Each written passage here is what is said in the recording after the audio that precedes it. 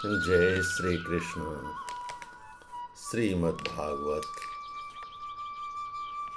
प्रथम खंड अध्याय 6 भाग 2।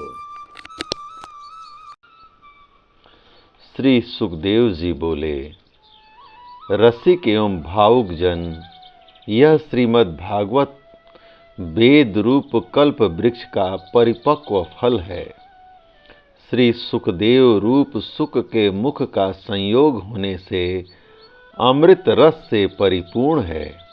यह रस ही रस है, इसमें न छिलका है न गुठली। यह इसी लोक में सुलभ है। जब तक शरीर में चेतना रहे तब तक आप लोग बार बार इसका पान करें। महामुनि व्यास देव ने श्रीमद् भागवत महापुराण की रचना की है। इसमें निष्कपट निष्काम परम धर्म का निरूपण है।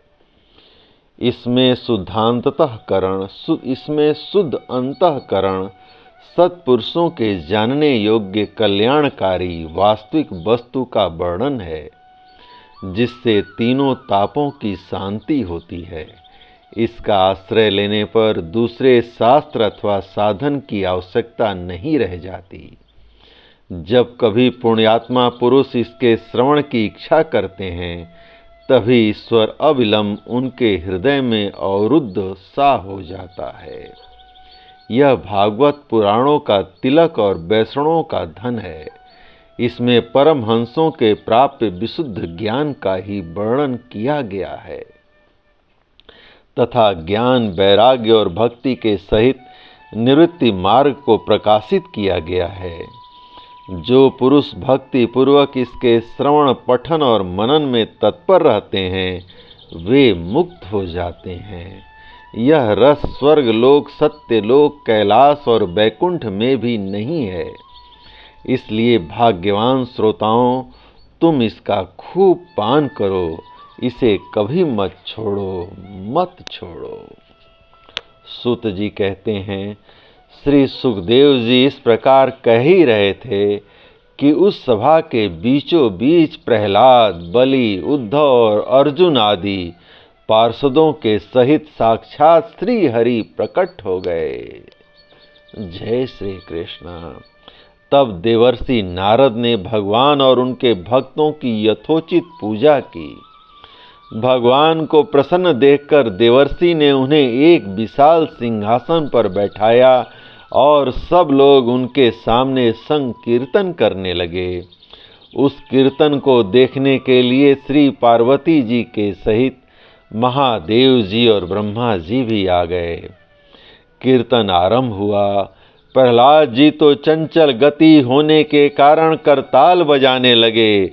उद्धव जी ने झांझें उठा लीं। देवर्षि नारद वीणा की ध्वनि करने लगे। स्वर विज्ञान में कुशल होने के कारण अर्जुन राग अलापने लगे। इंद्र ने मृदंग बजाना आरंभ किया। सनकादि बीच बीच में जय घोष करने लगे और इन सब के आगे सुखदेव जी तरह तरह की सरस अंग भंगी करके भाव बताने लगे। जय श्री कृष्ण। इन सब के बीच में परम तेजस्वी भक्ति ज्ञान और वैराग्य नटों के समान नाचने लगे। ऐसा अलौकिक कीर्तन देखकर भगवान प्रसन्न हो उठे और कहने लगे, मैं तुम्हारी इस कथा और कीर्तन से बहुत प्रसन्न हूँ। तुम्हारे भक्ति भाव ने इस समय मुझे अपने बस में कर लिया है, अतः तुम लोग मुझसे वर मांगो। भगवान के यह वचन सुनकर सब बड़े प्रसन्न हुए और प्रेम आर्द्र चित्त से कहने लगे, भगवन, हमारी यह अभिलाषा है कि भविष्य में भी जहाँ कहीं सप्ताह कथा हो, वहाँ आप इन पार्षदों के सहित अवश्य पधारें। हमारा यह मनोरथ पूर्ण कर दीजिए। भगवान तथास्तु कहकर अंतर ध्यान हो गए। इसके पश्चात नारद जी ने भगवान तथा उनके पार्षदों के चरणों को लक्ष्य करके प्रणाम किया और फिर सुखदेव जी आदि तपस्वियों को भी नमस्कार किया। कथा अमृत का पान करने से सब लोगों को बड़ा ही आनंद हुआ। उनके सारे मोह नष्ट हो गए। फिर वे सब लोग अपने अपने स्थान को चले गए। उस समय सुखदेव जी ने भक्ति को उसके पुत्रों सहित अपने शास्त्र में स्थापित कर दिया। इसी से भागवत का सेवन करने से श्री हरि वैष्णवों के हृदय में आ विराजते हैं। जो लोग दरिद्रता के दुख ज्वर की ज्वाला से दग्ध हो रहे हैं, जिन्हें माया पिशाचनी ने रौंद डाला है तथा जो संसार समुद्र में डूब रहे हैं, उनका कल्याण करने के लिए श्रीमद् भागवत सिंहनाद कर रहा है। सौनक जी कहते हैं, सुत जी, सुखदेव जी ने राजा परीक्षित को, गोकर्ण ने धुंधकारी को और सनकादि ने नारद जी को किस किस समय यह ग्रंथ सुनाया था, मेरा संशय दूर कीजिए। सुत जी बोले, भगवान श्री कृष्ण के स्वधाम गमन के बाद कलयुग के 30 वर्ष से कुछ अधिक बीत जाने पर भाद्रपद मास की शुक्ला नवमी को सुखदेव जी ने कथा आरंभ की थी।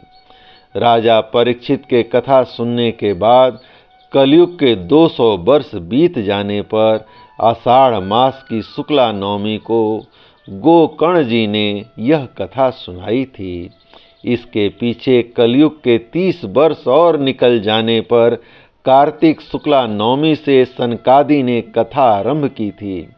निष्पाप सौनक जी, आपने जो कुछ पूछा था उसका उत्तर मैंने आपको दे दिया। इस कलयुग में भागवत की कथा भव रोगों की रामबाण औषधि है। संत जन, आप लोग आदर पूर्वक इस कथा अमृत का पान कीजिए। यह श्री कृष्ण को अत्यंत प्रिय, संपूर्ण पापों का नाश करने वाला, मुक्ति का एकमात्र कारण और भक्ति को बढ़ाने वाला है। लोक में अन्य कल्याणकारी साधनों का विचार करने और तीर्थों का सेवन करने से क्या होगा। अपने दूत को हाथ में पास लिए देखकर यमराज उसके कान में कहते हैं, देखो, जो भगवान की कथा वार्ता में मत हो रहा हो उससे दूर रहना। मैं औरों को ही दंड देने की शक्ति रखता हूँ, वैष्णवों को कभी नहीं। इस असार संसार में विषय रूपी विष की आसक्ति के कारण व्याकुल बुद्धि वाले पुरुषों, अपने कल्याण के उद्देश्य से आधे क्षण के लिए भी इस सुख कथा रूप अनुपम सुधा का पान करो। प्यारे भाइयों, निंदित कथाओं से युक्त कुपथ में व्यर्थ ही क्यों भटक रहे हो। इस कथा के कान में प्रवेश करते ही मुक्ति हो जाती है। इस बात के साक्षी स्वयं राजा परीक्षित हैं। श्री सुखदेव जी ने प्रेम रस के प्रवाह में स्थित होकर इस कथा को कहा था। इसका जिसके कंठ से संबंध हो जाता है वह बैकुंठ का स्वामी बन जाता है। सौनक जी, मैंने अनेक शास्त्रों को देखकर आपको यह परम गोप्य रहस्य अभी अभी सुनाया है। सब शास्त्रों के सिद्धांतों का यही निचोड़ है। संसार में इस सुख शास्त्र से अधिक पवित्र और कोई वस्तु नहीं है। अतः आप लोग परमानंद की प्राप्ति के लिए इस 12 स्कंध का रस पूर्वक पान करें। जो पुरुष नियम पूर्वक इस कथा का भक्ति भाव से श्रवण करता है, जो शुद्ध अंतःकरण से भगवत भक्तों के सामने इसे सुनाता है, वे दोनों ही विधि का पूरा पूरा पालन करने के कारण इसका यथार्थ फल पाते हैं। उनके लिए त्रिलोकी में कुछ भी असाध्य नहीं रह जाता। जय श्री कृष्ण। इति श्री पद्म पुराणे उत्तरखंडे श्रीमद्भागवत महात्म्ये श्रवण विधि कथनम नामक 6ठो अध्याय संपूर्णम। श्रीमद्भागवत। जय हो। हरि ओम तत्सत। हरि ओम तत्सत। हरि ओम तत्सत।